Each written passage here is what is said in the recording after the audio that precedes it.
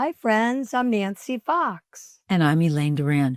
Welcome to Deep Diving Divas. Okay, before we begin, Elaine, take out your iconic glasses. Oh. Every guest we've had has commented before we start filming.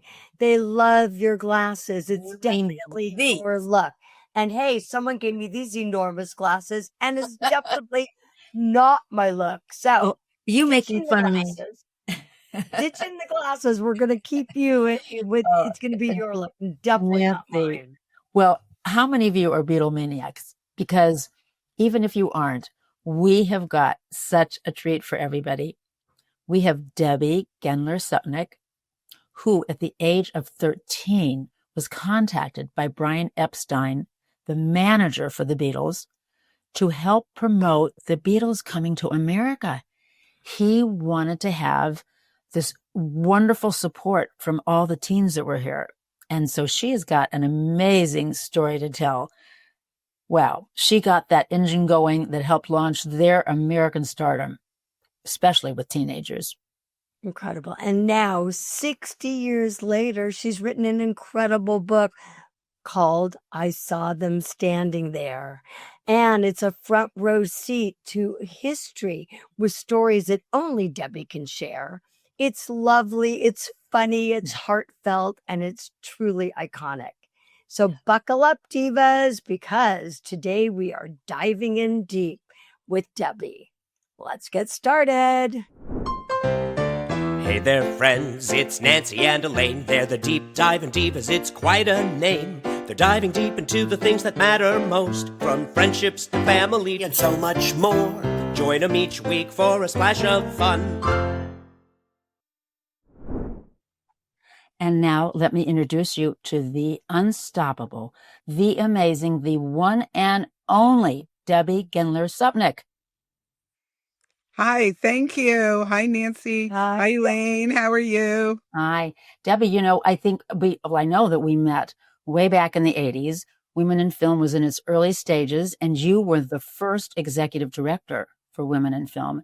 And a great group that in those days really did have a mission of empowering women to have a place in film. Yes. And because of you and your motivation and your spirit and dedication to that group, you really sent it on its way. Mm-hmm. So thank you. And Debbie, we met many years ago. I used to do cooking on TV, and I think you were involved with a lot of the cable networks that I did the cooking on.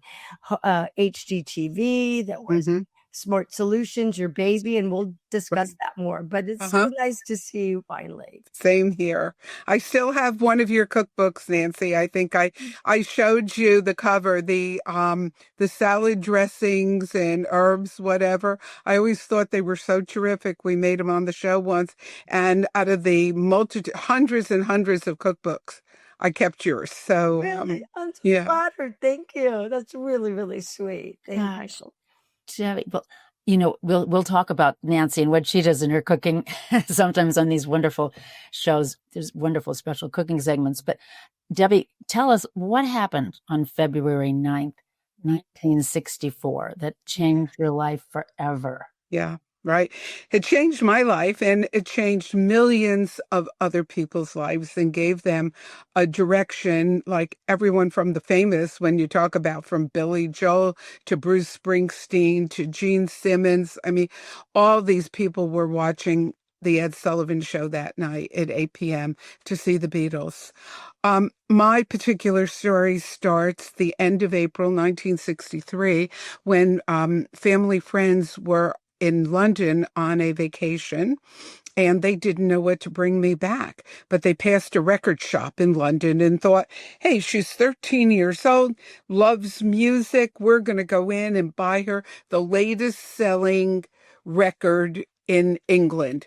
They went in, and sure enough, the shopkeeper said, it's this, and he held up a copy of Please Please Me, the album. And my mom's friend said, we'll take it. Brought it home, and I looked at it, and I thought, these are the cutest 4 guys I had ever seen. Their hair was long. They just looked adorable. And I went to my room. I played the record really quickly, not even the whole thing, the whole album. And the next day I went to school and I told all my friends, I was in 7th grade. I told all my friends, I said, I got this album. You have to come to my house after school to hear this. So many of my friends came. Not a single person liked the Beatles. What? It was unbelievable. As a matter of fact, the name of the supermarket chain in my town in New Jersey was called Grand Union. I will never forget, I was walking with my mom in the Grand Union, and the mom of one of my friends came up to us and said to my mom, "Keep your daughter away from my daughter. She is showing them people who they have long hair, they're scruffy. I do not want her dealing with my daughter." I can So tell that you a was story the about that. beginning. Yeah, later I'll tell you that happened with me on the Yeah, right? So Yeah, it's yeah. common. So anyway, I found out that there was a fan club in England, and I wrote to the fan club in London. Still remember the address, 13 Monmouth Street, London, WC1, England. And I wrote and I said, "Please, I want to join the fan club. Please accept me." Months went by. I never heard anything until the very end of October. I came home from school. It was the weekend of Halloween. That's how I remember so clearly. And I walked in, and my mom was standing at the front door holding up this yellow piece of paper, a Western Union telegram from a lawyer in New York City. The lawyer's name was Walter Hoffer. Walter sent this message to me wanting me to come to New York City to call their office to figure out a time when I could come. The date they gave was like Monday, November, I think it was November 10th, something like that. 10th or 11th, I'm never sure. But anyway, it was Veterans Day. And so my mom called Walter Hoffer's office to find out a little bit more. And she decided that it would be interesting for me to go. So on that morning, my dad drove me to New York. Where I live was 26 miles away. We parked and we went up into Walter Hoffer's office. I still remember the building. It was on West 55th Street. And the elevator operator, there was a man, a crotchety old guy, who was still with a thing back and forth running the elevator up. And I walked into the law office. There was an assistant sitting at a front desk, and I looked to my left, and there in a conference room around an oval table were 3 men. Now, I did not know what Brian looked like, okay? But they said the names at the front desk that so-and-so was in there. Please walk in. They had the most beautiful British accents. I think it was the first time I heard in person a British accent. And I looked at Brian and I said, "Hello, Mr. Epstein." His first word back to me was, "No, no, no, not Epstein. It is Epstein." Okay? So I know forever and ever, he is Brian Epstein, okay? And I said, "Nice to meet you. And how old are you?" "I'm 13. And I looked at him and they started to say what they wanted someone to do. I said, "Mr. Epstein," I said, "I have to go to college. I can't have," meanwhile, I was in 7th grade, right? "I can't have a full-time job. I have to go to college." And he went on a little bit how they were planning the Beatles trip to America, and that he really needed to assure himself that there were fans. And this meeting lasted between 15 to 20 minutes. The 2 other men, one I came to learn, his name was Jeffrey Ellis. He was an old friend of a longtime friend of Brian's who he grew up with at Liverpool, but had been living in New York now. And the other man, I still don't know who he was. People say it could have been Billy J. Kramer because he traveled with Brian to New York on that first trip, but no, because I know what he looks like. So it wasn't him. And when we left, the secretary there said, come over here. I want to confirm your phone number, your address, everything, so we can get in touch with you because we think we're going to be needing you in the future. And if the agreement happens as we anticipate later today, Mr. Epstein will be meeting with Ed Sullivan at Mr. Sullivan's home in the Delmonico Hotel. That's how I learned Ed Sullivan lived in the Delmonico. And they'll be meeting later in the day. And if the agreement is agreed upon, the Beatles will be coming to be on the Ed Sullivan Show, and we will send you a ticket to get on the show. And that is how I got to the show. I mean, And I didn't believe that a 13-year-old was doing this, and you said seventh grade. And they probably were stunned, like you had the soul of an older person that would be so sophisticated. maybe, yeah. I don't know what it was, but I fit what they wanted.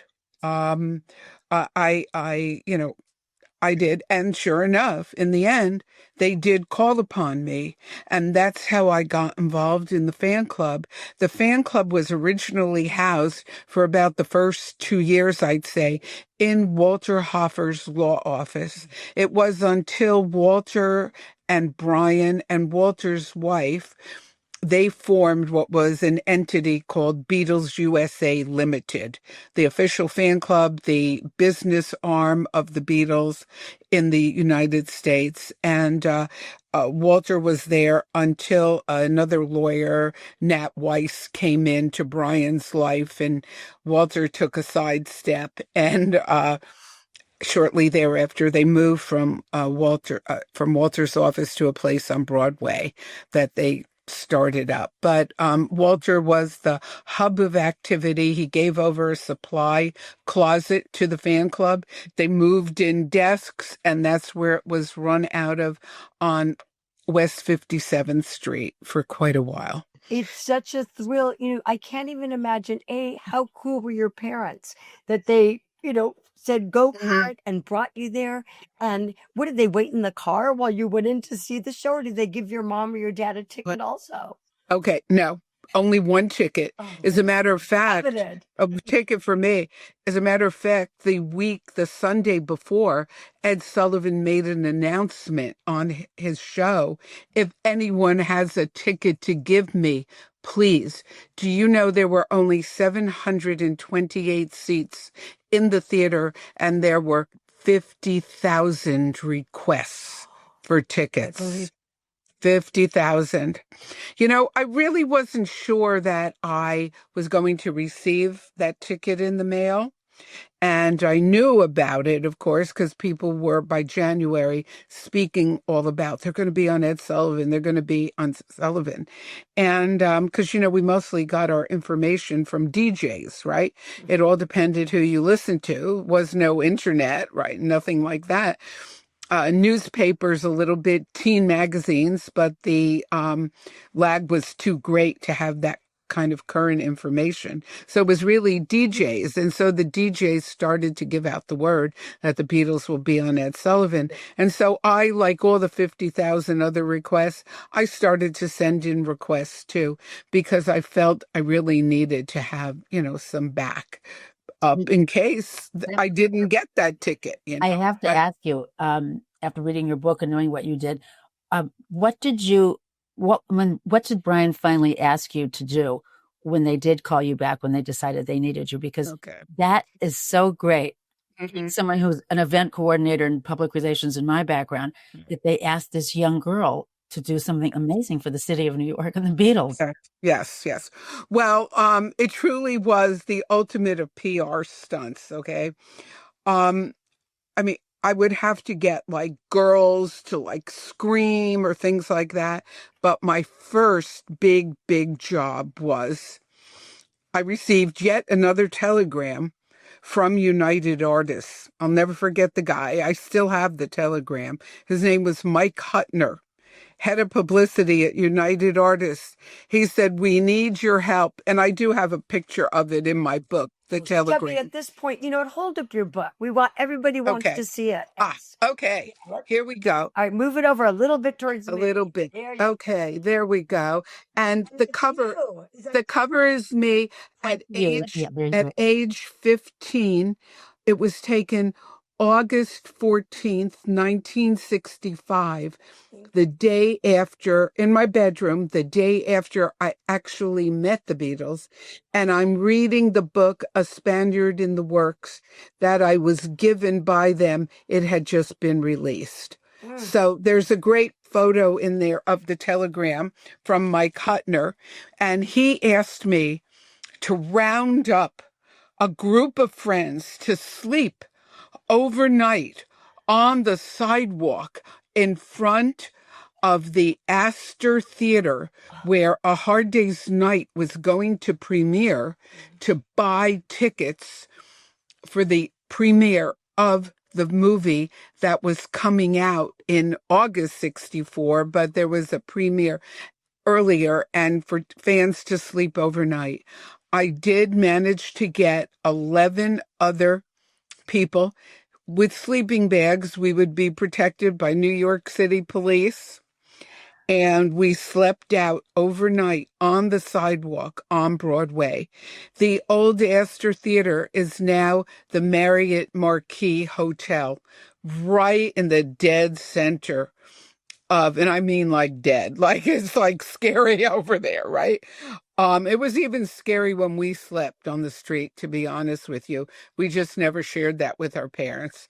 But even with the police, it was pretty rotten. And probably about 50 feet away was a Horn and Hardart automat where we got food and where we used the bathroom, although they did leave the bathroom open in the theater for us overnight.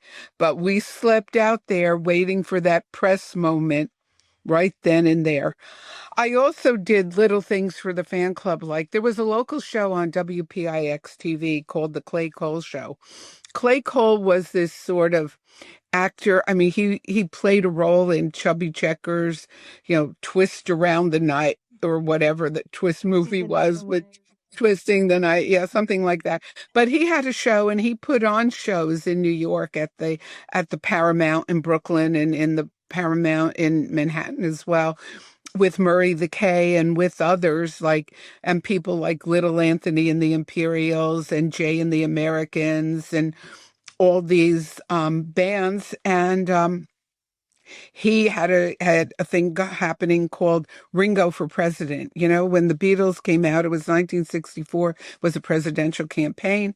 And so there was this novelty record called Ringo for President, and he had booked people, and then they to come on to sing the song from their 45 record, and then do a little thing. They liked me on the show, so I had a reoccurring role on the show that I would come on, and I'd sit in a little house, and I would answer letters that fans wrote the Beatles on this Clay Cole show, and I did it for a couple of years. Well, Debbie, you were learning at a very young age PR stunts and PR promotional opportunities with the Beatles. What I'm wondering is, how close were you able to get into the circle of the Beatles? Did you ever get to meet them? Was it always this, generally you organizing these wonderful, events in the city? But so did you get to meet them? Yes, I did get to meet them in a very funny way. And how that all happened is that Brian Epstein was visiting Walter Hoffer's law office, going to promote another one of his talents, Cilla Black. And while he was in the office, he mentioned something to me like, well, did you enjoy meeting the Beatles? And I said, no. I hadn't met the Beatles. And he was like, what? You didn't meet them when they were here that summer of 1964?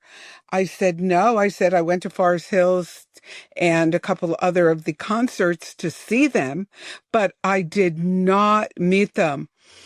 And he goes, okay, well, when they come back, the next time you are going to get a ticket to go and to meet them or get invited to the press conference. I said, great.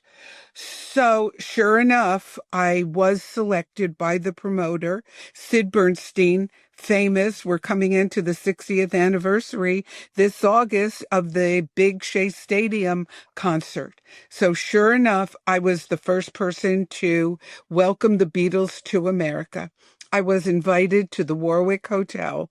My mom took me, and I was there when the Beatles arrived right off the plane from London Airport. Wasn't Heathrow yet. London Airport, like touched down. And they came right to the Warwick Hotel. We went up to a press conference, and there I was with the Beatles. I was told after the press conference, and I have wonderful pictures of the press conference that I took of the Beatles, and I was told, sit in my place, and I will be brought up to meet the Beatles. Well, I was sitting there very, politely. I was all alone in the room, and I looked at the table where the Beatles had sat because I hadn't met them one-on-one yet, but all was there. Ringo's twisted cigarette case, the glass that Paul McCartney drank out of, the napkin that George Harrison wiped his mouth with, and John Lennon, the ashtray with ashes. And I thought, this is my one opportunity. If I don't take it now, I will regret it the rest of my life. And I quickly got up there. I put the Ringo cigarette pack in, twisted, and, it was like, wow. And then I heard the door opening, and I was up to Paul McCartney's glass of water that still had about 1.5 inches of water in it. And I thought, oh, who cares? Boom, right in my bag. I was brought up in the freight elevator to the 33rd floor, made my way in, introduced to George like first, and there was a little thing going on. Paul shook hands with him. I could tell he was excited to be in New York City. And then John Lennon. And John Lennon was like a little like weird and looked down, and he goes, "What's that?" And I looked, and in the corner of the seam of my purse, water, black ash was dripping on the carpeting in the suite where he was standing. And he looked at me and he said, "You are rubbish girl." And I said, "Rubbish girl?" I said, "This isn't rubbish. This is for my memorabilia collection." Oh. Ringo, I never really met. He just walked away that day. But I was left being rubbish girl. Oh. Everyone heard it in the suite, including Andy Warhol, who was there talking to Brian. And I was saved by a sandwich, though, because big roast beef and turkey sandwiches this high were delivered from Stage Deli. Oh, yum. And cousin Bruce Morrow from WABC said, "Hey, we're all eating. You eat too." I was invited to eat with them. I had a sandwich. And then at the very end, I was led downstairs after my sandwich, said goodbye to the Beatles, and the book that I'm reading on the cover. Yeah, there you go. The book I'm reading, that was what I was given by them to add to my collection. But I became known as Rubbish Girl. Oh, that is adorable. That is the cutest story. Debbie, what's really interesting is that what a cool young 13 plus, as you got older, 14, and as you got older, I mean, most young girls would be shaking in their boots and be so humiliated. You were a cool lady, cool young girl. That rubbish girl, though, pretty much did me in that day. I was holding it together desperately. I couldn't believe it. I truly thought my life had ended. Oh. Well, there's so much more to this story because you wrote the book, and so it wasn't the last time you probably got to meet the Beatles. So I know we'll hear more from you. So, Debbie, we're going to have to stop here, but we're not finished. There's so many more tales that we all want to hear. So, will you join us for the part 2 of the segment? I'd love to. I would love it. Yeah, There's to hear more about why you wrote the book. I Saw Them Standing There, 60 years after your lifetime adventure with the Beatles. So, Debbie, at this point, if they want to buy the book, it's at Amazon, right? Or Barnes and Noble, anywhere where you buy your books or Kindle. And again, it's called I Saw Them Standing There. And Debbie, if anybody wants to get in touch with you, you can always go to your website, and it's debbiegendler.com. Correct. Thank you. Don't go away because part 2 is coming up. Thank you. Thank you. What fun.